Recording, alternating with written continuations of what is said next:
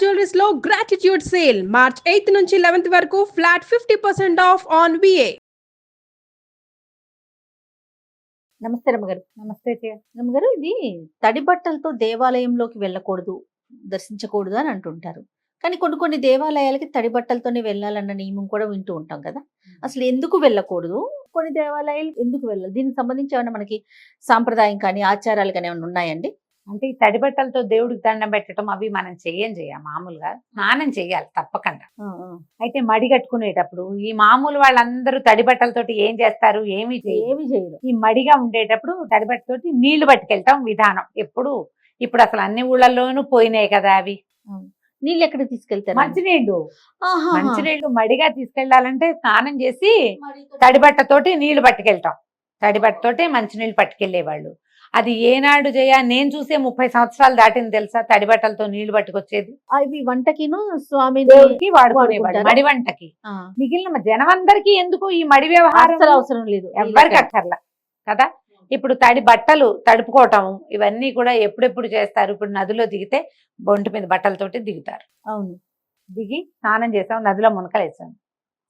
ఇక నది ఒడ్డునే, గోదావరి ఒడ్డునే ఏ శివలింగమో శివాలయమో ఉంటే కొంచెం బట్టలు, మంచి బట్టలు, పొడి బట్ట కట్టుకుని బట్టలు తడి అద్దుకుని పొడి బట్టలు కట్టుకుని శివాలయంలోకి వెళ్తారు. మనం కోనేరులో స్నానం చేస్తాము, మన స్వామి పుష్కరిణిలో స్నానం చేసి వెళ్తాం. అయితే పుష్కరిణిలో స్నానం చేసి అదే తడి బట్టలతోటి అంగ ప్రదక్షిణానికి వెళ్తాం. ఎప్పుడైనా అంగ ప్రదక్షిణ చేసేవా నువ్వు? నేను చేయలేదు రమ్మగారు. తిరుపతిలో తిరుమల తిరుపతి దేవస్థానంలో మనం అంగ ప్రదక్షిణ మొక్కుంటారు కదా. దాని టికెట్ ఉంది, ముందు రోజే తీసుకోవాలి. ఇప్పుడు ఆన్లైన్ టికెటింగ్ కూడా వచ్చింది దానికి. ఆ తెల్లవారుజామున 1 గంటకి స్నానం చేసి తడి బట్టలతోటే వెళ్ళాలి అక్కడికి. మేము పుష్కరిణిలో మునిగే వెళ్ళాం. 2 సార్లు 3 సార్లు రూమ్ లోంచి వెళ్ళాము. వెళ్ళి అక్కడ మునిగి వెళ్ళామన్నమాట. ఈ తడి బట్టలతో మనం ఇది లోపలికి వెళ్ళేసరికి 30 ఆరిపోతాయి బట్టలు. బోళ్ళంత నడకుంది కదా, వెయిటింగ్ ఉంది. తడి బట్టతోటి మనం అంగ ప్రదక్షిణం చేయాలన్నది సిద్ధాంతం. అప్పటికి బట్టలు ఆరిపోతాయి కాబట్టి లోపల అంగ ప్రదక్షిణం అయ్యాక దర్శనం కూడా అవుతుంది. అవును, అది ఆటోమేటిక్ గా అయిపోతుంది. ఇప్పుడు రామేశ్వరం లాంటి చోట బావుల్లో స్నానం చేయటం, నువ్వు 21 బావుల్లోనూ స్నానం చేయ టపా టపా పోసేస్తారు నెత్తి మీద నీళ్లు. మనం ఈ కారిడార్లన్నీ నడిచెళ్ళేసరికి బట్టలు ఆరిపోతాయి. ఆ ఒక్క చోట ఆ ఏ బట్టలతో స్నానం చేసామో అదే బట్టలతోటి దర్శనానికి వెళ్ళాలి కాదు, వెళ్ళచ్చు. వెళ్ళాలన్న నియమం కాదు మాది, వెళ్ళచ్చు అనే ఎగ్జామ్షన్ కాబట్టి అట్లా వెళ్ళిపోవచ్చు.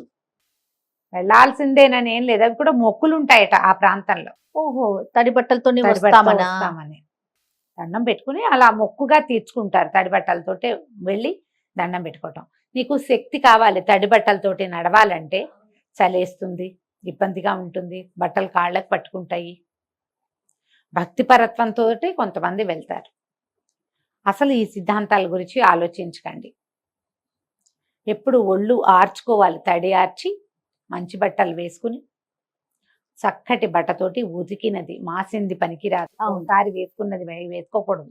దేవాలయ దర్శనానికి స్ట్రిక్ట్ రూలు. ఏ బట్టలతో భోజనం చేస్తామో ఆ బట్టలతోటి దర్శనానికి వెళ్ళకూడదు. కొన్ని చోట్లే ధూళి దర్శనం ఉంటుంది, ఎలా ఉన్నది అలాగే వెళ్ళిపోయి మనం ప్రయాణం చేసి వచ్చి అదే బట్టలతోటి శివాలయాల్లోనే అలాంటిది ధూళి దర్శనం. ధూళి దర్శనమే, దాని పేరే ధూళి దర్శనం. అందరూ చెయ్యరు, అన్ని వేళలా కాదు. మీకు ఏ ఆస్కారము లేదు, ఏ అవకాశము లేదు. ఏదో ప్రయాణ మధ్యంలో ఉన్నారు, దేవాలయం కనపడింది, దర్శనం చేయదలుచుకుని ధూళి దర్శనమే చేసుకుంటున్నాను తండ్రి అని ఒక దండం పెట్టుకుని వెళ్ళచ్చు. శుభ్రంగా వెళ్ళాలి దేవాలయాలకి. శరీర మాలిన్యంతో పాటు బుద్ధి మాలిన్యాలు కూడా కడుక్కుని వెళ్ళాలి. అది కదా, మనోమాలిన్యాలను అసలు ఉంచుకోకూడదు. మరి ఇవి రెండు అంటే ఇప్పుడు నీకు ఏ అవకాశం లేనప్పుడు దాన్ని వదిలిపెట్టి ఇవి రెండు పోగొట్టుకోవాలి. మనోమాలిన్యము బుద్ధి మాలిన్యాలని పోగొట్టుకుని శరీర మాలిన్యం ఉన్నా కూడా పర్వాలేదు. ఎప్పుడో ఒకసారి అవకాశం లేకపోతే, నీకు అన్నీ ఉండి నేను మాస్టి మొహం వేసుకుని వెళ్తానని అనకూడదు. అవకాశాలు లేనప్పుడు చెయ్యదు. ఇంట్లో కూడా తడి బట్టలతోటి దీపారాధన చేయటము అవి సాధారణంగా చెయ్యరు. తడి బట్టతోటి అంటే మేము ఇది వరకటి రోజుల్లో పొయ్యి వెలిగించుకునే రోజుల్లో పొయ్యి అవి వెలిగించటము, తర్వాత పొడి బట్ట కట్టుకుని తత్వ పనులు చేసుకునేవాళ్ళు. నాకు తెలుసు మా అమ్మ తడిబట్టతో వంట మొదలు పెట్టడం. మా విద్యకై మా మూడో అక్కయ్య కూడా ఆవిడకి చాలా వీరమడే తను కూడా చేస్తుంది అట్లాగే. పొయ్యి వరకు చేస్తారా రమ్మగారు? కొద్దిపాటి పని చేస్తారు. ప్రసాదాల వరకు ఏదైనా మొదలు పెట్టడం వరకే ఈ తడి బట్టతోటి వంట అది ఎప్పుడు చేస్తారంటే తిథులు పెద్దవాళ్ళ తిథి ఉన్నప్పుడు తడి బట్టతోటి వంట చేయాలి. అస్సలు మైల పడకూడదు అలా సిద్ధాంతాలమ్మా. లేదా పైన ఆరేసిన బట్టలు, ఇప్పుడు మడి బట్ట ఆరేసి ఉండాలి. ఏదైనా విడిగా ఆరేసి ఎవరు ముట్టుకోకుండా ఉన్న బట్ట కానీ పట్టుబట్ట కానీ ఉంటే అవి కట్టుకుంటారు. అవి లేవనుకో, అవి కుదరలేదనుకో తడిబట్టతోటి. దేవతార్చన వంట అంతా తడిబట్టతోటి చేసేవాళ్ళు చాలా తక్కువ, అప్పుడే తక్కువ. ఇప్పుడు అసలు ఈ కాలంలో లేనే లేదు. ఆరేసిన బట్ట కట్టుకోవాలి, మడిగా ఆరేసుకున్నది పనికొస్తుంది. మడుగు ఇదంతా మడి వ్యవహారమేనమ్మా, సార్వజనీన వ్యవహారం కానే కాదు. ఎక్కడి నుంచో తెస్తారు ఇవి ఒక పాయింట్లు మన వాళ్ళు. నేను ఇది చెప్పంగానే అందరూ మేము కూడా అలాగే చేస్తామని మొదలు పెట్టద్దు. ఇది చేయకూడదు ఈ పని. ఎవరి పద్ధతి ప్రకారం వాళ్ళు చేసుకోండి హాయిగా. ఇప్పుడు మనం దేవాలయాల దర్శనానికి వెళ్ళినప్పుడు రమ్మగారు కొన్ని నదులు ఉంటాయి ఇందాక మీరు అన్నట్లుగా. ఫర్ ఎగ్జాంపుల్ మన విజయవాడ కృష్ణా నది ఉంటుంది. అమ్మవారిని దర్శించుకునే ముందు అవకాశం ఉంటే నదిలో స్నానం చేస్తాం, ఖచ్చితంగా బట్టలు మార్చుకుంటాం కదా రమ్మగారు? నది స్నానం చేసి లేదా పుష్కరిణి, కోనేరు, స్వామివారిది, అయ్యవారిది ఏమైనా ఉంటే ఇప్పుడు మహానందికి వెళ్తాం, అక్కడ అక్కడ అంతే. స్నానం చేస్తాం కదా, బట్టలు మార్చుకుని దర్శనానికి వెళ్ళాలి. మీరు అభిషేకం చేయటానికో దేనికైనా ఏమైనా కొన్ని ప్రత్యేక పూజలకి ఈ విధానము అనుసరించాలి అంటే చెయ్యాలి తప్ప సార్వజనీన వ్యవహారం అదైతే కానే కాదు. దాని గురించి ఆలోచించద్దు. పైగా ఇప్పుడు మనం ఉండే ఈ అపార్ట్మెంట్లలోనూ అక్కడ ఈ తడి బట్టలతోటి ఏం తిరుగుతాంటే ఈ ఫ్లోరింగ్ల మీద కాలు జారి పడతారు. అవునా కాదా? ఎంత శ్రద్ధ కావాలి దానికి. అలాంటివి ఏం పెట్టుకోవద్దమ్మా. స్నానం చెయ్యండి తప్పకుండా. దేవాలయ దర్శనానికి స్నానం చేసి వెళ్ళాలి. గుళ్ళోకి వెళ్ళాలంటే నెత్తి మీద నీళ్ళు పోసుకోవాల్సిందే. ఇలాంటివి ఉంటాయి చాలా మందికి. వివాహితలైతే పుణ్య స్త్రీకి తలస్నాన నియమం లేదు, ఏ జాతిలోనూ లేదు. పసుపు రాసుకుని స్నానం చేయండి పొద్దునే. మీకు అవసరము తలంటి పోసుకొని 4 రోజులైంది తల మురిగ్గా ఉంది అనిపిస్తే తలంటి పోసుకోవాలి తప్ప తల రుద్దుకోవాలి కానీ, లేకపోతే అవసరం లేదమ్మా. పసుపు రాసుకుని స్నానం చేయండి. మొన్న అప్పుడెప్పుడో ఎక్కడో పార్టీకి వెళ్ళి కట్టుకుని కాసేపు కట్టుకున్నాం కదా అని మడత పెట్టి హ్యాంగర్ తగిలిచ్చిన చీర కట్టుకుని గుళ్ళోకి వెళ్ళకండి. వాటితో పూజ కూర్చోకండి. ఉతికింది లేదా కొత్తది ఉతకని బట్టని కట్టుకోవద్దు. కట్టి విడిచిన దాన్ని కట్టుకోకూడదు. పూజకి పనికిరాదు, దేవాలయానికి పనికిరాదు. మీరు ఏ పెళ్లికో పేరంటానికో వెళ్తారు, ఏం పర్వాలేదు, ఏం కాదు. వీటికి మాత్రం పనికిరాదు. పీటల మీద కూర్చుంటాం, ఏదైనా పూజ చేసుకోవడానికి కూర్చుంటాం, మనమే సత్యనారాయణ వ్రతం చేసుకుంటాం, అప్పుడెప్పుడో కట్టిపెట్టిన చీర కట్టుకోవద్దు. భోజనం చేస్తే ఆ బట్టలు కట్టుకుని పనికిరాదు. కొంచెం బాత్రూమ్కి దానికి వెళ్తాం, అవి పనికిరావు. మీ మడి అంటే ఇందులో శుద్ధత చాలా ఇంపార్టెంట్, ఇది పెట్టుకోండి.